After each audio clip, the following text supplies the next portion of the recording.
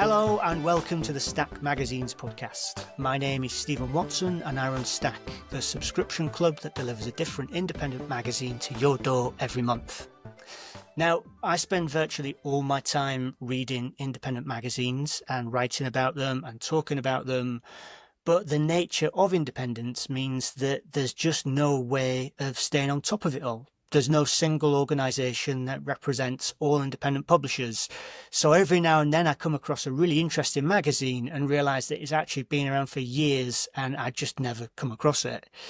That's what happened with Grass, a magazine of working class art and literature published here in the UK, which I just discovered a few months ago, and it's already in its 5th issue. It was launched in 2020 and it's been growing steadily ever since. So I'm very pleased to be joined by the editor and founder, Tommy Sissons. Tommy, thank you so much for taking the time to talk.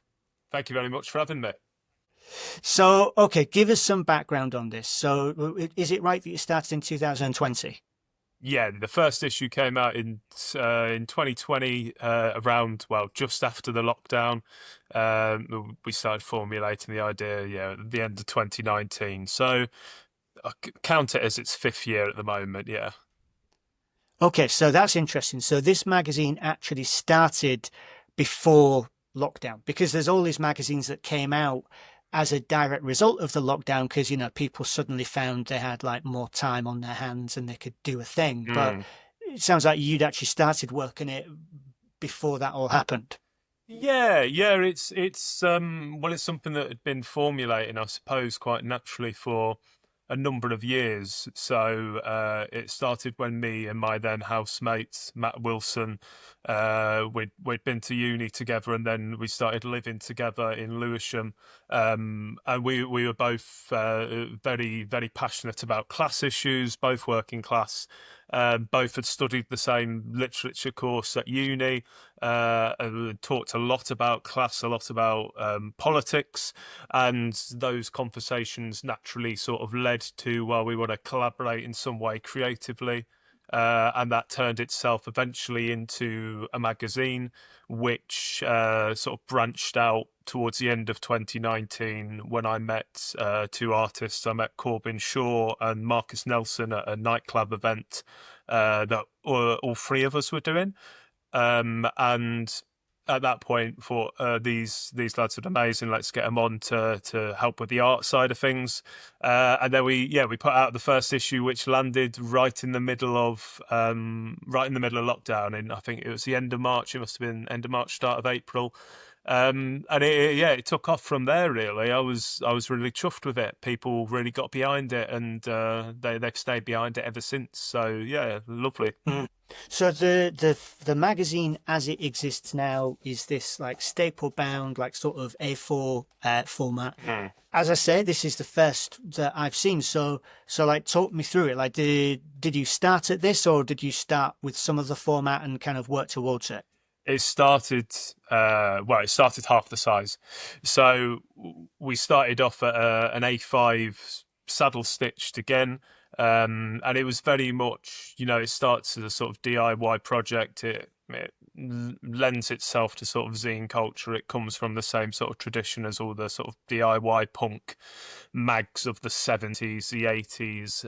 It emerges from that, and also just low budget. It came from crowdfunding at first, and then it's been a non-for-profit ever since. So it's sort of whatever it turns over goes into increasing the quality of the mag, increasing the amount of pages, paying the graphic designer, and then printing more and more copies.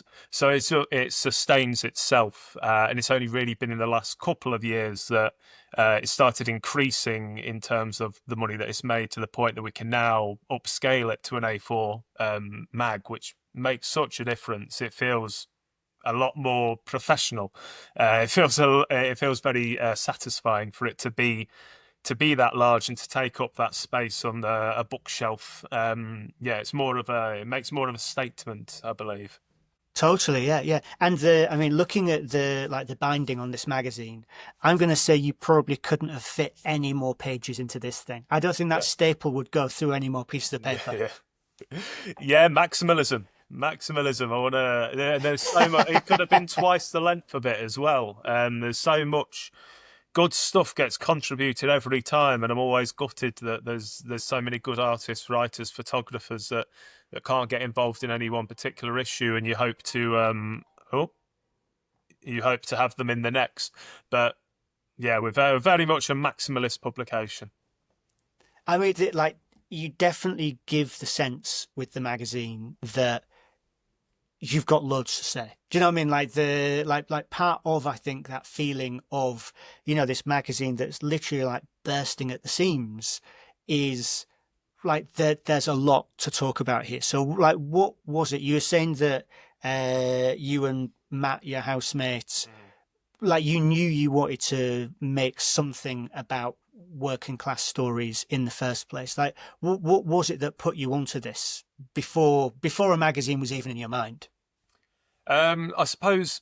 Well, it's the idea that in recent years, in recent decades, in fact, class as a sort of discourse in politics, in culture, and art has fallen out of favour. It's something which has sort of been brushed under the rug, I'd say, ever since sort of Thatcherism, but it's not represented in any which way. And part of that, I guess, is because people struggle to define what is working class nowadays, and lots of people have different ideas of what it is. My idea might not be everyone else's. Mine is purely about income. But because of that, there wasn't really anything that we saw, and I haven't seen anything since, which is doing the same thing that Grass does. In that it is, a regular publication which is prioritising, celebrating the greatest sort of working class stuff which is coming out of the underground scene in the UK at the moment, and sort of archiving a lot of people which I believe are going to go on to be at the absolute top of their field in the coming years. These artists, writers, photographers, etc., etc. So we wanted to be at the forefront of that, to do, our duty in supporting other people like us, and to take up that sort of cultural space, which feels like it was just a sort of huge hole in culture, which should absolutely be, taken up. No, absolutely, yeah. So you make an interesting point about working class being difficult to define. So I would say that I grew up in a working class background completely. It's not that I wouldn't even struggle to say it now. I can't say that I'm working class now. I sit here in this room chatting about magazines. That's not that's not a working class activity.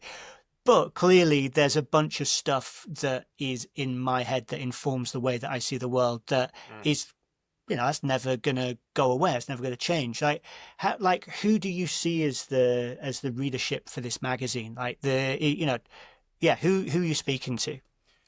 You know what? It's done well in places that I wouldn't necessarily have even expected it to go. And I mean, not just the UK, but abroad. So it's got a readership in France, in Germany, in the USA, in Australia. So for a magazine which I think is quite painfully British at times, like, we really do lean into that as a sort of cultural thing. I've been pleased to see that it does well with readers over there. I think on the whole it does well with just the underground art scene, and it's not like you have to be working class to read it, but there are lots of people that buy it which are working class, which wouldn't necessarily go to a magazine shop or engage in that sort of stuff, but they know Grass because their mate's been published in it, so they think, oh well, actually, I'll support that, I can get behind that. I know a couple of guys who have read it in prison, for instance, and that's something which I really love. That's why it exists. So it maybe does break out of a traditional magazine readership, whatever that can be said to be. But I think it has enough of that sort of real aesthetic quality to it now over the last few editions, that it is something which can cater to like real magazine heads as well.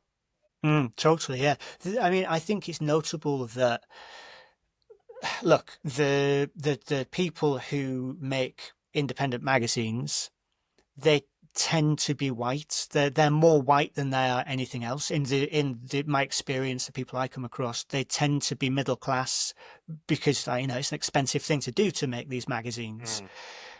Like, did you always feel like a printed magazine is just the natural home for this? Like, should it definitely be this, or was there ever a feeling of like, actually, like maybe there's another way of doing this?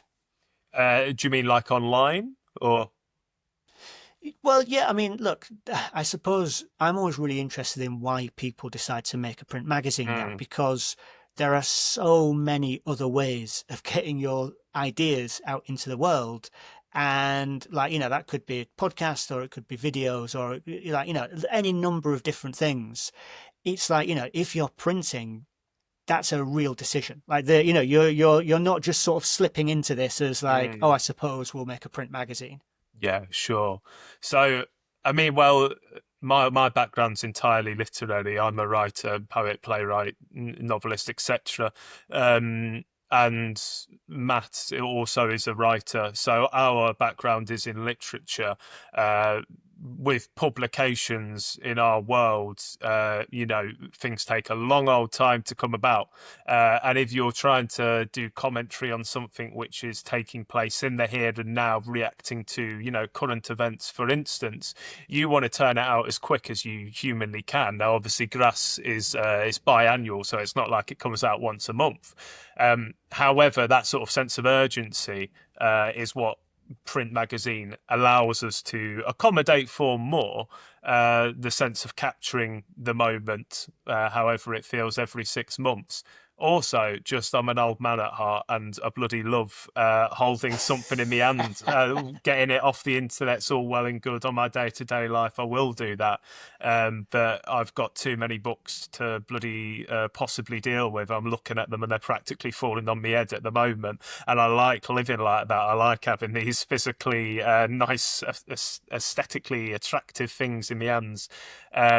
So I haven't even given as much thought to the sort of online publication of the magazine until recently. We're in the middle of a sort of branch out project at the moment this year, to make it more of a have more of an online presence via a website, etc. Anyway, so we can publish more often, things that aren't going to go in the magazine but can appear online. So it's got more of a momentum. That is important to do. But until now, and really continuing on from now, my main passion is in making it a print thing, because I don't know, sort of push back against the tide of digitalization as much as possible. It's nice to have digitalization, but you want your continuation of the gorgeous physical product as well, I think. Well, and I suppose also if your aim with this is to catch a bunch of talent that is emerging, and maybe we're all going to know about these people in a few years' time, a print magazine like this is a fantastic archive. Like once you've made this, it goes on the shelf, and that's your record of this time. Whereas, we all know websites disappear very easily. Yeah. You like, well, maybe you don't want to put so much effort into something to not know that, yeah, it's always going to be there. Oh yeah, for sure. I'm hoping that in, who knows, 10 to 20 years time, maybe, when these people that have been involved have sort of got to the peak of their career, I can do like a big bloody grass gallery thing, and have all the issues laid out in the big glass cabinet and all of that. And it's going to be a real sort of thing to look back the same way that we look back now at mags produced in the 90s and the 80s, and we see what part that played in what grew to be a sort of broader subcultural moment. And you know, that's what I'm trying to do. Like you say, I'm trying to capture as many of those people now as possible, and yeah, have them be part of this broad project, so we can all look back in the future and go, oh yeah, you were in grass, you were in grass, you were in grass. Yeah, that's really nice to me. I like that. So it exists as an archival thing as well, for sure. Yeah. I've got to say, I really appreciate the hard vowel in grass. Where did the name come from? So it came from, well, a number of places actually. Originally, it's ripped from a Philip Larkin poem, or he wrote it to, I think, who was it? Is Kingsley Amis? He wrote a letter, and they were exchanging poems, and Philip Larkin wrote, "I'd love to see them starving, the so-called working class, their wages weekly halving, their women stewing grass." So me and Matt read that and we thought, oh, bloody hell, what a bastard. And we took grass from that. And it's, you know, a lot of people think, oh, grass, it's grassroots. I didn't even realise that until about a year ago. But, well, it is that as well. Also, there's this theory, I don't know how true it is, but it's very poetic, that grass was what made early humans stand up, because they were literally sort of like getting their foot around the grass, the sort of rough grass of the earth, and using it to hold themselves in a standing position. So the idea that grass is what makes people stand, like stand up for their rights, etc. I like that as well. There's lots of little things behind it, I guess. But yeah, it's always pronounced grass, not grass. Corbyn, the early arts editor, did a post about that once. It's like, it's pronounced grass, not grass, with gr hyphen arse on it, and yeah, it's yeah, gotta pronounce that. I love it. I love it. I should also declare I'm from Hull, so you know that I'm well acquainted with the bastarddom of Philip Larkin. Oh right. You've got a line in the introduction to the magazine, where you talk about funding the thing, and you say, naturally, one of the biggest challenges of launching a project led by working class people was funding. Everyone was skint. So I mean, clearly you're not taking, like, you know, you don't make a living out of this magazine. So are you a teacher? Is that right? Yeah, I teach part-time, yeah. Right. Okay. So you've managed to carve out Fridays. We're speaking on a Friday. Is this sort of like this is your grass day? This is yeah, grass day. Everything freelance that I do, yeah. All goes on a Friday. Okay. So you're supporting yourself with other stuff. So the magazine doesn't need to pay you. Like, I think you said that you had a crowdfunder to start the first one. Is that right? Yes. Yeah, we put it out there. I don't know, maybe it was for like 2 or 3 weeks, and that funded the whole of the first issue, the original print run, and then everything since then has just sort of sustained its funding, grown, and where it has, it's allowed me to pay designers, etc., and print more copies, make it larger, etc. Yeah. That's amazing. So there wasn't then like another crowdfunding round for like the next issue or anything. It's all come from this like self-perpetuating machine of the magazine. Yeah, it's all come from that initial, I think it was about 700 quid, which is great. Yeah, I'm chuffed with that. Yeah, for that I was so happy with how many people seemed to get behind it. One of the first contributors was Leon Mackenzie, who I also went to uni with, and his mum is Lisa Mackenzie, who's a working class writer, and she spread the word about that. I got lots of her mates behind it, so it was fantastic to see just how many people in that sort of sphere jumped on board. It's really spoke to the urge to make something like that as well. Yeah, totally. Yeah. So, I mean, a magazine like this, which is all about the artists on the page, like the writers, the visual artists. Clearly, the magazine's defined by them. Like that is what the magazine is. So then choosing them becomes incredibly important. So, like, what's your checklist? Like, what are you looking for when you put an issue together and right, this person's going to be right for the magazine? It's hard to say because there's never a theme. So, and that makes it harder. I consciously don't have themes because I think that can discourage some people from submitting. Because if I say there's a theme, the submission window is usually a few weeks. I see things that I want to submit to, and it's got a theme, and I think, bloody hell, well, I'm working these many days, and then I've got all these other things, and I'm away that time. But I haven't got the time to produce something for this. Maybe I'll do it in the future. And I think that's how a lot of people would react to an issue with a theme. So I consciously keep it very open. And that's also because there's such a plethora of brilliant work being made by working class creatives around the UK and Ireland. And I want to look at as much of that as possible. I want it to be as sort of diverse, as broad, as ambitious as we can humanly make it. I don't want people to have to sort of confine themselves to one sort of narrow editorial view.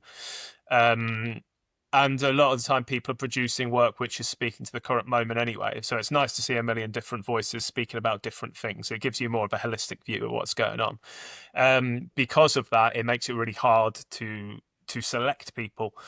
Generally, I think whose work looks great next to each other in a magazine, whose work complements. Can I see this in a particular order? Is there anyone that's saying something too similar? Usually, if people are too similar, that might make me think, well, I'd love to have this person in this issue, and then I'm going to hopefully hold on to this person for the next issue. On the whole, though, there's no house style beyond the logo and a few sort of aesthetic quirks, I guess, which sort of repeat themselves, signifiers. But yeah, it comes down to the needs of that issue and just generally how the pieces sort of work with each other. It's hard to explain, but yeah, I hope that it comes together nicely, and the pieces all sort of work in harmony with one another. It creates a general energy and a general sort of synergy. And it felt like, so you've got artists in there who are like contemporary, working now. You've got some pieces in there which are more like sort of archive pieces, so like looking back 20, 30 years. But it feels like all of them, they're not just working class artists, they're working class artists who are expressing some kind of like class consciousness or like some kind of sentiment in their work. So yeah, is there, and again it comes down back to this thing of like, it's so hard to nail down what working class is, and you kind of know it when you see it, but like, how do you put the parameters around it? Like, is there a particular type of commentary that you're looking for, or like a statement that the artists are making? Well, it's got to be something which, I don't know if I'd use the word surprise, but it comes close to what I'm thinking. Something which surprises me, or something which sort of delivers like a soccer punch to me. That's what I'm looking for in pieces, and that it can be done in various ways. Through a piece of writing, it's a sudden turn towards the end that I'm not expecting in whatever which way that leaves me sort of shocked and in awe. Through photography, it's something which is so bloody raw that I can relate to it, and I've seen a million moments like it. It just captures that fleeting instance of absolute beauty, which that you just blink and it's gone. There's so many ways that it can be done, but it's got to catch me by surprise in some way. In doing so, it sort of fulfills its own role of being quite radical. If it takes me by surprise, chances are it's quite radical in a broad sense of the term. The work itself, I hesitate to think that it should all be entirely about class. A lot of it tends to be just because we do make work about class. It's important naturally to us. But I would always be open to work by working class people, which isn't specifically about class.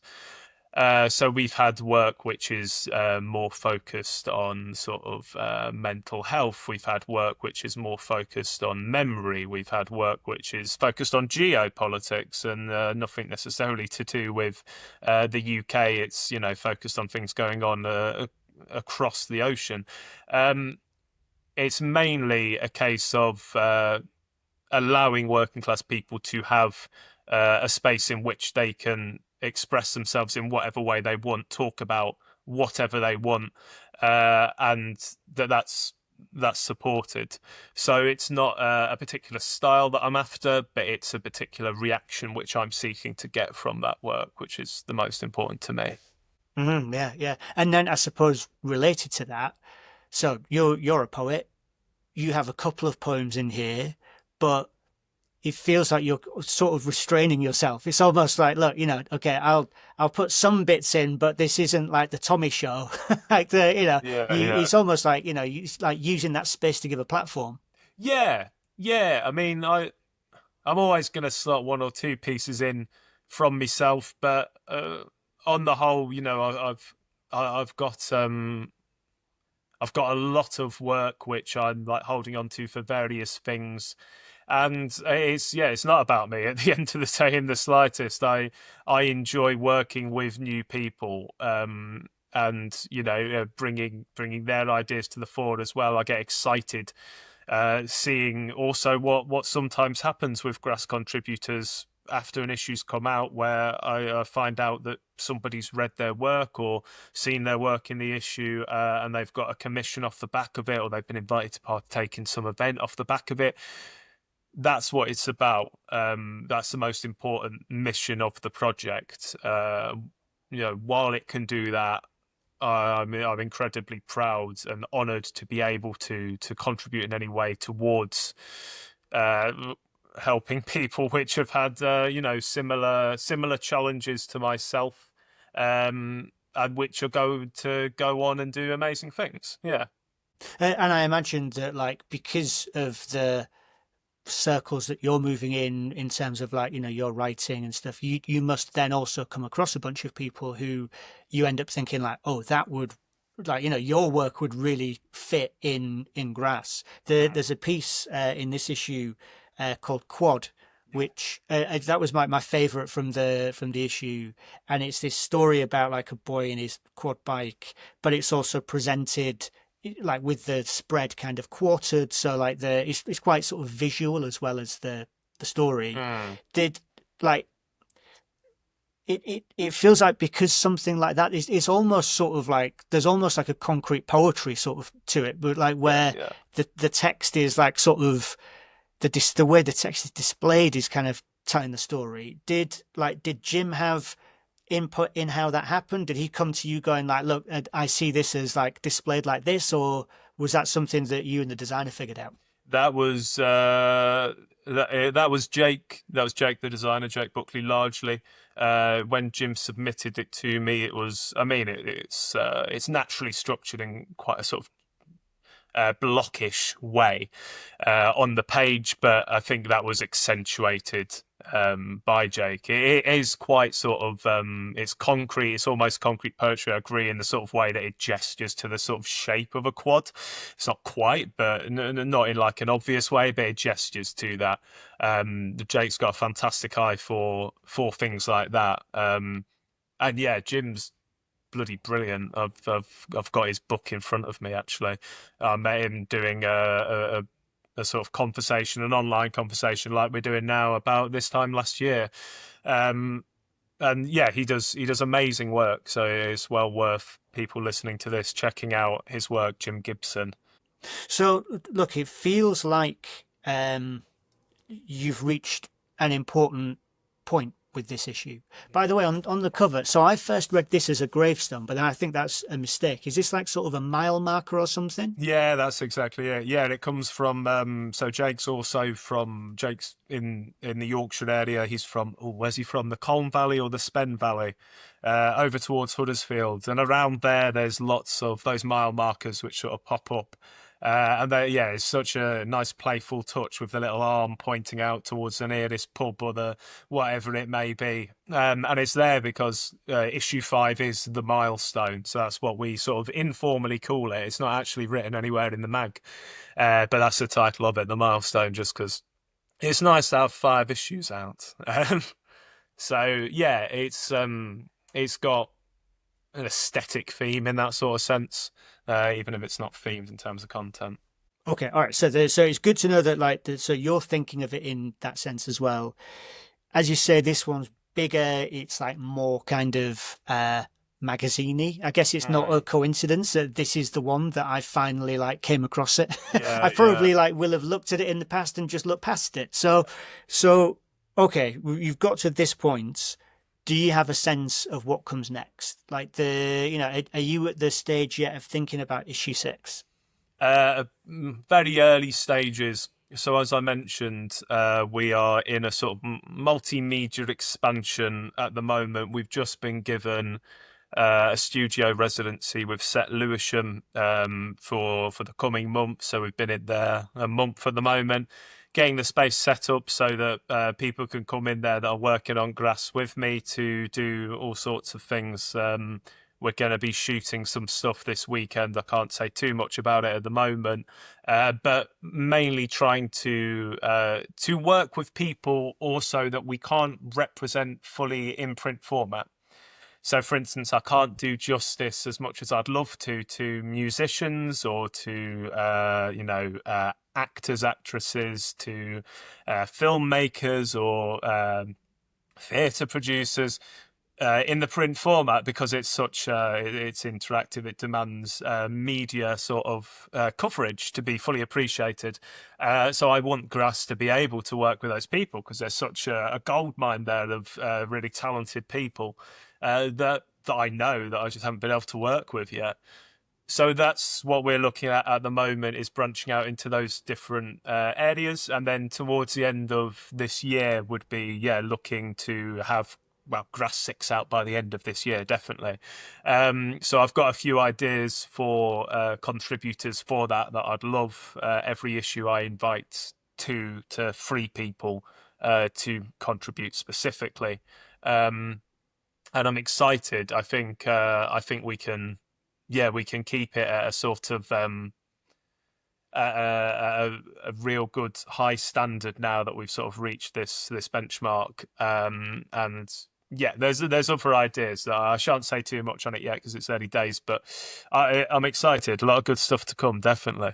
Excellent. Well, I mean, look, it sounds exciting. It sounds like you have located yourself right at the heart of this thing that is happening, and you're in a perfect position to document it and put it in front of more people. So really good luck with keeping on doing that, and I'm really looking forward to seeing all these online things and then the next print issue too.